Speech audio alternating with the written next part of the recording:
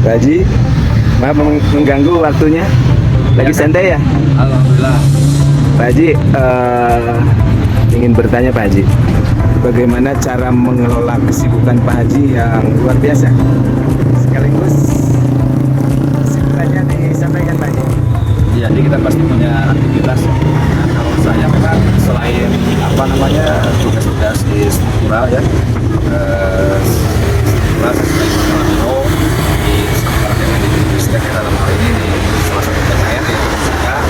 Juga mungkin secara organisasi saya aktif di Manahan Indonesia, wilayah Jawa Barat, kemudian juga di Badan Sarjana Ekonomi Universitas Malaya yang membawahi Jawa Timur, dan kebetulan juga saya diminta meskipun ya dengan segala keterbatasan sebagai Dewan Pakar di resmi Orla Ciamis. Mungkin saat ini kan kita dunianya dunia kolaborasi ya sekarang. Kemudian juga zamannya zaman sistem ya, zaman medsos, zaman sistem informasi yang memang sangat-sangat dituntut kita cepat. Kemudian juga kita banyak bersilaturahmi. Ini saya melihatnya bukan kesibukan lah ya Kang Heri, tapi ini melihatnya kita sebagai ajang silaturahim saja. Jadi kita pasti punya banyak kekurangan, tapi di sisi lain juga kita ingin berkontribusi baik untuk organisasi, baik untuk kemasyarakatan kita seperti itu. Jadi kesibukan yang banyak Pak Haji memandang itu sebuah silaturahmi ya? Silaturahim saja. Jadi kita juga malu lah kalau disebut sibuk gitu ya. Kita juga ada di beberapa organisasi itu hanya kita ingin sharing. Dan zamannya tadi saya sampaikan zamannya kolaborasi. Jadi kita saling mengisi saja begitu. Siap, Pak Haji. Pak Haji ada yang menyebut Bung Kurniawan ya, di media sosial. Bagaimana itu penjelasannya? Memang betul. Jadi saya itu sejak TK juga, sejak lahir di akta itu nama saya memang Kurniawan gitu. Cuma memang hanya satu kata, dan memang saya di teman-teman ada yang memanggil Bung gitu ya. Kadang-kadang singkat jadi Bung Kurniawan atau Kurniawan. Itu nama panggilan dari orang tua. Oh, nama kecil Bung itu. Ya, nama kecil. Bung, jadi Bung Kurniawan ya. Dan ketika ditelisik, saya tanya ke orang tua, kok kenapa nih? Saya bilangnya ibu ke mama itu bilangnya ibu ya. Jadi ibu kalau ke bapak apa gitu. Kenapa Bu? Ternyata itu Bung tuh panggilan saya. Kang Heri. Tapi terkenal ya di medsos itu Bung Kurniawan. Seperti itu. Pak Haji, ingin menanya lagi nih, rahasia sukses dalam di setiap dimanapun menjabat ya atau ditugaskan, Pak Haji bisa menata kesuksesan itu. Bagaimana rahasianya, strateginya? Terima kasih ya kalau memang itu dianggap atau dilihat sebagai sebuah kesuksesan. Tapi saya sendiri mungkin masih terlalu jauh lah ya Kang Heri, dan pasti semua orang ingin sukses, dan yang saya rasakan itu artinya kita ikhtiar saja, dengan tentu saja dengan tulus dan ikhlas, harus benar sebenar-benarnya, tidak hanya di dalam ucapan ataupun juga dalam kerangka normatif ya.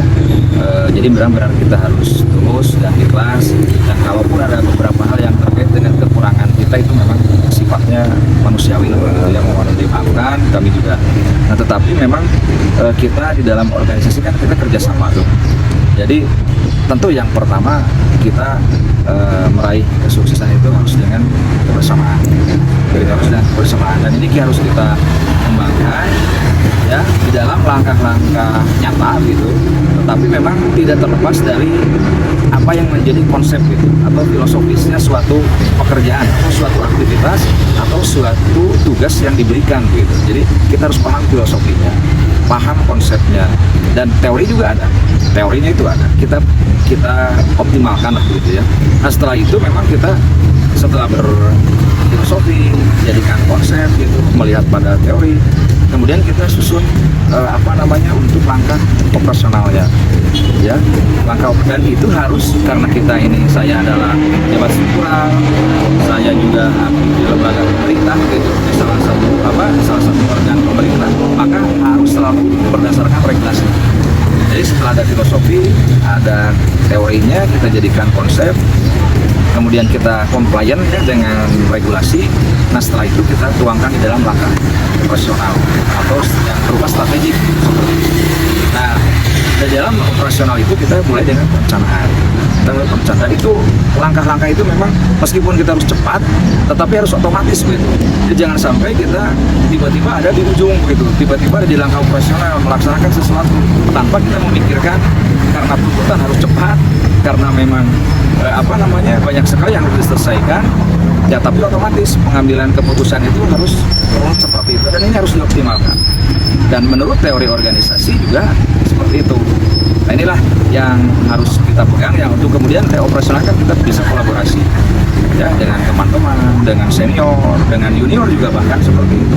Jadi kalau dibiasakan pola begitu bisa cepat, tepat, akurat juga ya. Nah, itulah Karena udah biasa ya. Nah, itu jadi optimal Ya, jadi kalau udah optimal otomatis sukses ya Pak, tercapai ya. mudah-mudahan seperti itu. Pak Haji, optimisme di zaman sekarang nih melihat daerah Ciamis, Tasik, beberapa daerah provinsi nasional, internasional, bagaimana optimismenya atau harapannya di zaman kekinian nih Pak Haji? Ya, jadi tetap di zaman sekarang yang berubah sangat cepat, tuntutan sangat tinggi, kita siapkan yang pola tadi gitu, pola filosofi, konsep, teori, regulasi, dan juga langkah strategi yang memang kita mengoptimalkan berbagai sumber daya. Ya. Nah, ini ada hal-hal yang memang berubah dalam arti dinamis, tetapi ada hal pula yang memang tidak bisa berubah. Contoh apa? Attitude, ya. Kemudian juga sikap itu kan, attitude. Jadi memang hal ini harus kita jaga karena kompetensi itu ya not only knowledge and skill ya, tetapi harus ada attitude yang baik dan juga pengalaman. Nah, ini yang tidak berubah. Jadi saya tetap optimis. Kira-kira itu Kang Heri, semangat optimis. Ya Pak Haji, terima kasih atas bincang santainya. Selamat siang. Ya, siang Kang Heri. Assalamualaikum warahmatullahi wabarakatuh.